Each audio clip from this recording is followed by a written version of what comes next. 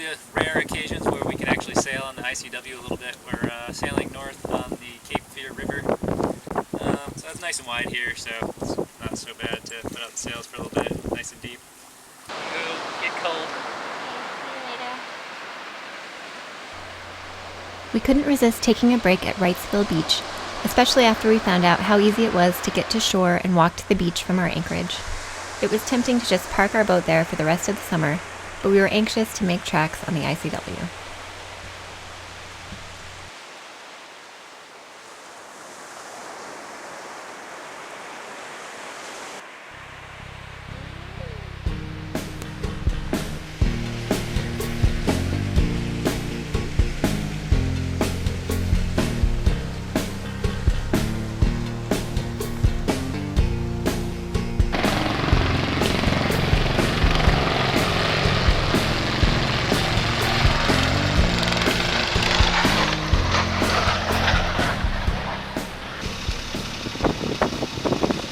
Going through Brown's Inlet, which was the spot that gave us grief on our way south. And there's the movable buoys up there. Have to run a little slalom course through them, but so far the depth's looking good. Hopefully this time we don't run aground. If we do, at least we'll do it slow. It did drop down as low as 6 feet, and it's almost high tide, so at low tide it definitely get pretty skinny going through there. But we made it through without any issues this time. After 5 days of motoring, we arrived at our stopping point, New Bern, North Carolina. My parents were coming to visit, and we were ready to start looking at our options for a safe place to haul the boat out for some maintenance. We pulled up to Bridgepoint Marina and prepared to settle in for a while. The first few days of being able to step off the boat and get to air conditioning, a real shower, and ice were incredible.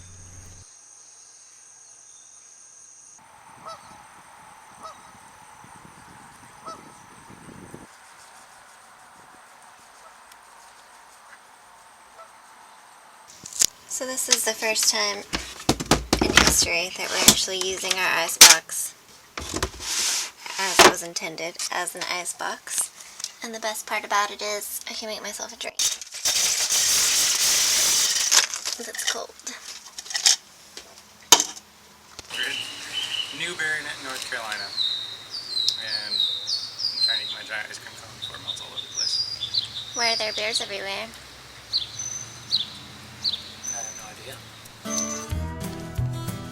New Bern is a little off the beaten path. It's about 30 miles off the ICW on the Neuse River. We weren't sure what to expect, but we ended up finding a very charming downtown with great restaurants and very affordable marinas. New Bern was settled in 1710 by Swiss immigrants, who named it after what would become the capital city of Switzerland. As you may have guessed, Bern is an old Germanic word for bear, making the bear the obvious symbol for both the original Bern and New Bern. We stuck around long enough to make a new plan for ourselves and the boat now that we're back in the States. But we'll get to that at the end of this episode.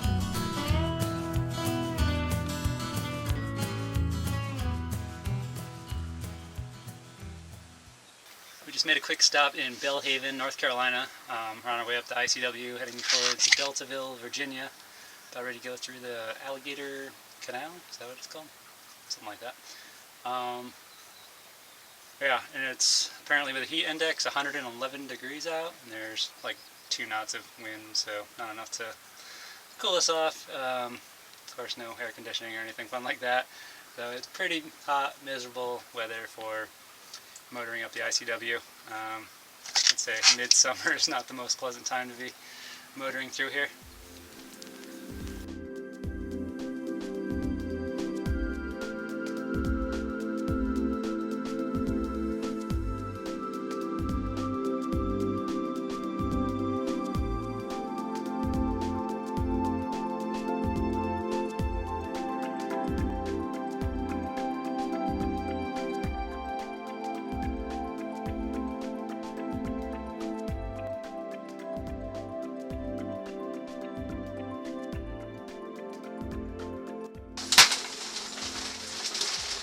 To Virginia. We decided not to go the swamp route, and we have heard some warnings for 60-knot winds coming this way, and then 30 knots this way, thunderstorms. The Currituck Sound is wide open and shallow, a long fetch in which waves can build up rapidly. So of course, this is where we were when we heard the Coast Guard warnings for severe thunderstorms heading our way in both directions. We had just enough time to close the ports, take down the jib, and ready the anchor before the wind hit. We had to let the anchor fall in the middle of the channel to avoid getting blown into shallow water. It dug in hard, confirming that this is where we'd be spending the night.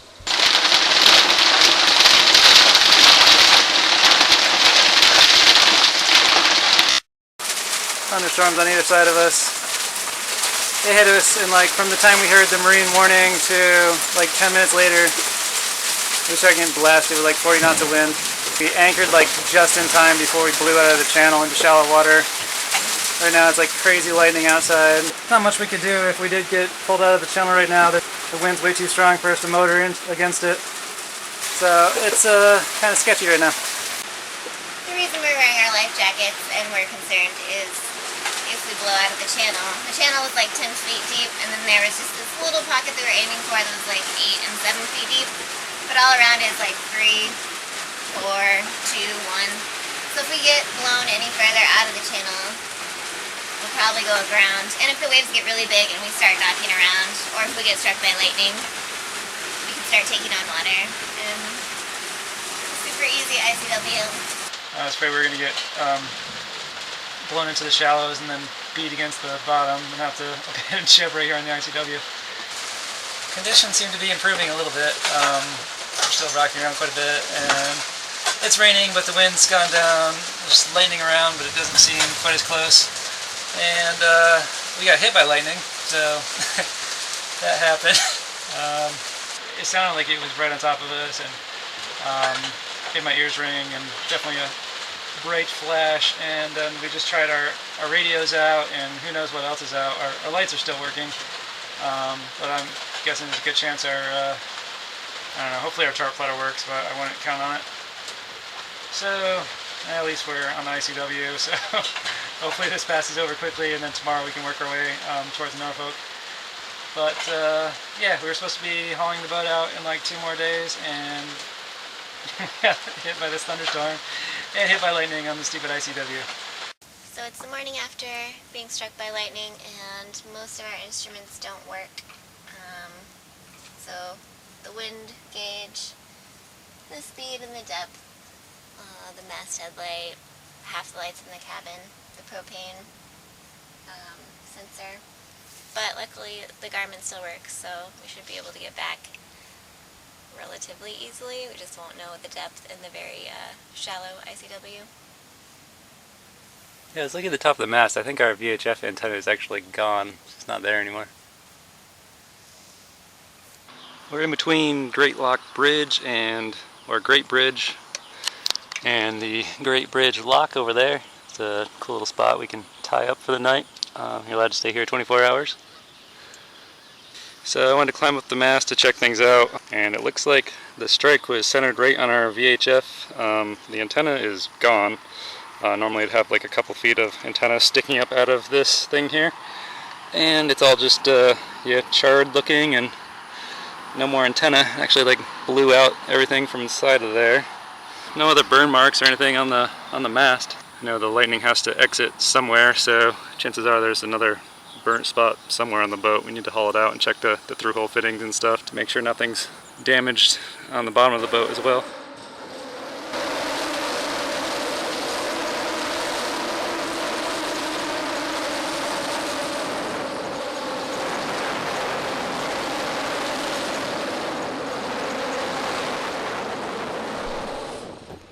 The rest of the trip was no time for fun, let's get this over with, hightailing it to Deltaville. It took 2 days to get from the Currituck Sound to Portsmouth. We'd been thinking we'd stop and look around a bit, but we didn't want to press our luck. Early in the morning, we headed out into the Chesapeake Bay, and by nightfall, we were in place for our 8 a.m. haul-out. Feeling a little sick, wandering around the boat, walking like it should be moving. It feels like it's moving, and then I look outside and nothing's moving at all. It just feels wrong having the boat not moving. Let me see the camera. It doesn't feel natural sitting still, but this is why, because we're in the boatyard on the hard. I might actually have to get off the boat so I don't feel sick.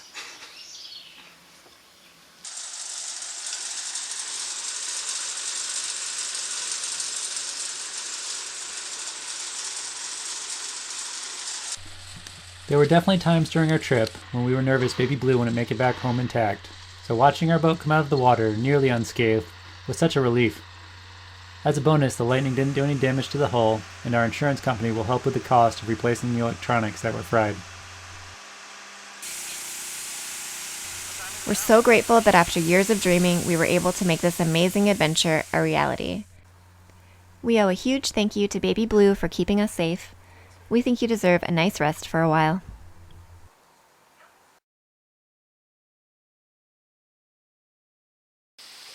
As you can see, we're currently not on Baby Blue. We're at my parents' place in upstate New York. Yeah, we were planning to take a break from sailing, but getting struck by lightning, you could either say it was a sign that it was really time for us to get off the boat, or maybe we just needed one more good story before we came home.